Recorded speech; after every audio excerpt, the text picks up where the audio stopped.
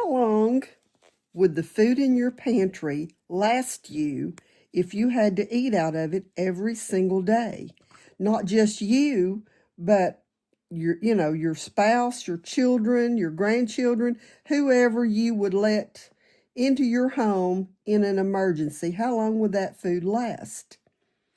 Today, I want to talk to you, and I think this is probably going to be more than one video. I don't know how long it'll last, but I've also got a cold, and I don't know how long my voice will last.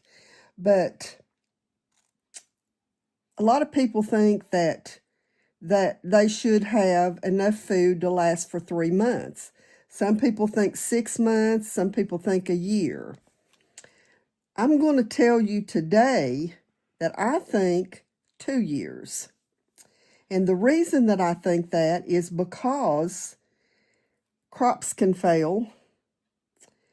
One of the big things now is that what you buy today is going to save you a bunch of money over the next 2 years if you don't have to replace it. So, 2 years, having 2 years on the shelf, of course, I know a lot of people think that food's not going to last 2 years, and of course, fresh produce and things like that is not going to last 2 years, but I'm talking about shelf-stable food will last you at least 2 years.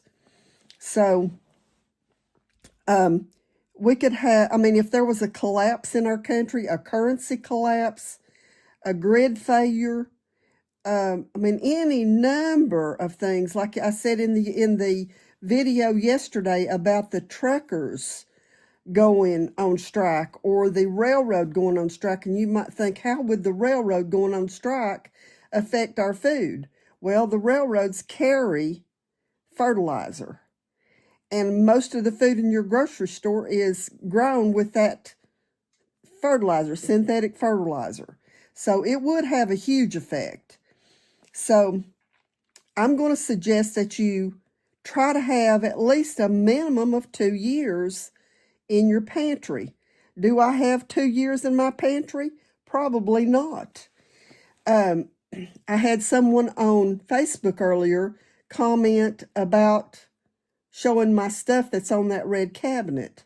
Well, that red cabinet looks really good, but it's not that deep, 3 or 4 jars deep. And if I had all 6 or 7 or 8 people in my house, in my family, the food on that shelf, if we didn't have anything else, would last maybe 6 weeks, if that long. That's not much food. So I want to talk to you about how to know how much food you need and how to accomplish that.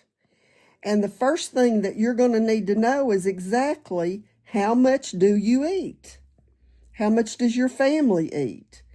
And so to begin with, there's more than one way you can do this. If you buy all of your food in the grocery store, then the first thing you can do is save all your grocery receipts. Save those for a month, and then multiply it out times 12 and then 24, and you'll know how much food it costs us to feed you for that period of time. But keep in mind that just because it's costing that today does not mean in 6 months from now it's not going to be a whole lot higher than that. So that's the number one way, or one of the ways that you can learn how much food you need. The other thing is to look at what you eat. Just keep track of everything you serve in your house, or if you eat out, you calculate that too. Write down everything that your family eats for a period of a month. And then when you do that, you're going to have to go back and also add the ingredients, calculate the ingredients, because, for example, if I get up of a morning and make gravy and biscuits, I'm not going to go in there and fix a whole pound of sausage to make gravy and biscuits and breakfast.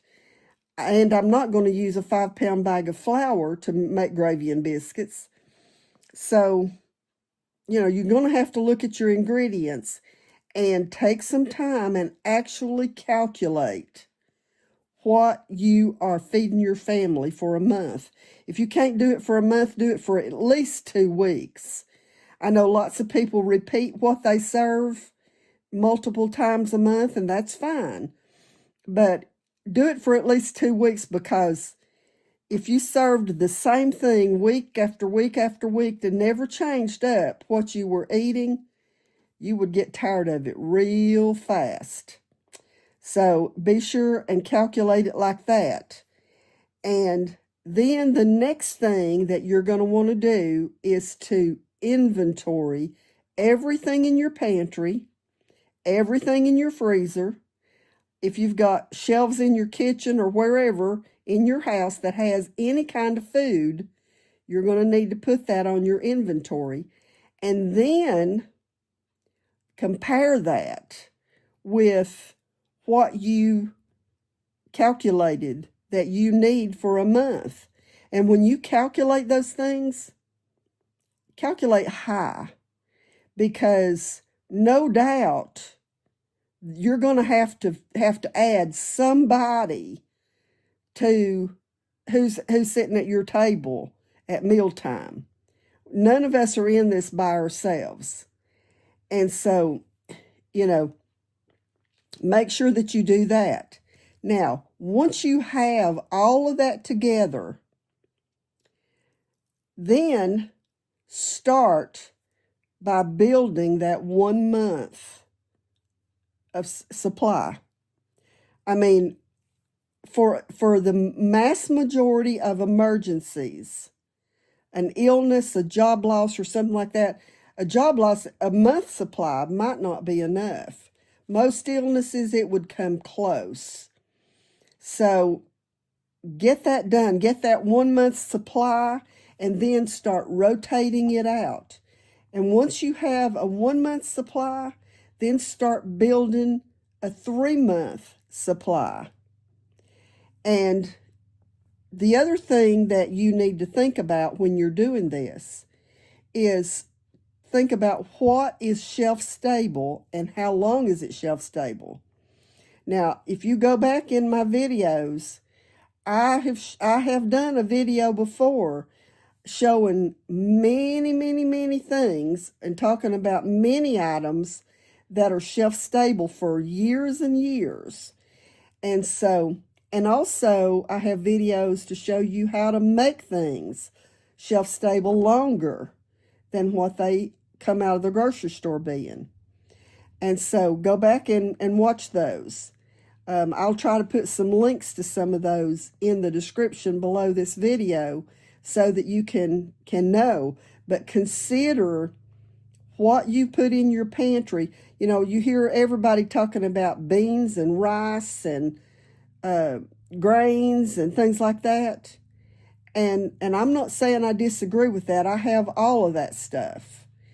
But make sure that what you put in your pantry is initially what you feed your family already and what your body, what your system can tolerate. If you went from eating what you eat right now to eating beans and rice every day, you would mess your system up big time. So that's one thing you need to consider. And then the other thing you're going to want to stop and think about is, do you know how to garden?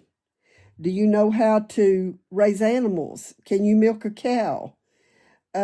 Lots of things like that. If you've already, you already know how to do that kind of stuff, I applaud you, because, there's a lot of stuff like that I wouldn't have a clue about. Some things I would have to depend on some of my family members, like my grandson's a big hunter, and he loves to fish. So we would have to depend on him for a lot of the protein after we exhaust the bit of protein that I keep in my pantry. So this is a start on building your pantry for a year for a month, 3 months, 6 months, a year, and then expand it to 2 years. But you cannot do that until you first calculate what you're going to need, how many people you're going to need to feed, and add one or two people to the list, or maybe more, depending on your area and what your circumstances are, and make sure that you've got enough to cover you in case of, something major happening. Like I said, it may not be an EMP or a coronal mass ejection or, something like that. It could be our dollar collapsing. It could be another stock market failure, just like happened in the 20s, in 1929. Or it could be, like I said on yesterday's video, the trucker strike, the railroad strike, or it could be drought and famine. You don't want to be left hungry if something like that happens. And with everything that's happened in this country the last 5-6 years, none of those things are out of question that they could happen. Just like I talked yesterday about the cyber attacks. Those have been happening regularly. So get prepared. Prepare your heart, prepare your home, prepare your protection, and, prepare your family. Make sure your family knows. So anyway, I hope this is helpful, and I'm going to work on this, and I'm going to come back and bring some more information about how to stock and what to stock, and those kinds of things over the next few weeks.